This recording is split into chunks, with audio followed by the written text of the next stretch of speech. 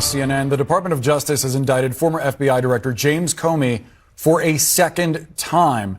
Kristen Holmes is live at the White House with more. Kristen, we should let our viewers know for context, he was previously indicted in September of last year on federal charges of making false statements and obstruction of justice related to his testimony.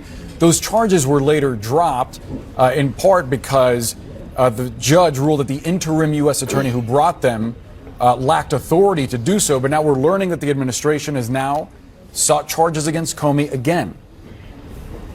That's right, and that he was indicted a second time by the Justice Department. We do not know what these charges are. Just when it comes to what you were referring to, one of the things that we had heard from inside the White House, inside the Trump Justice Department, had been this idea that even though the judge said that he was throwing out the charges, that they could bring additional charges later because of the fact that it was all about that interim attorney, Lindsay Halligan.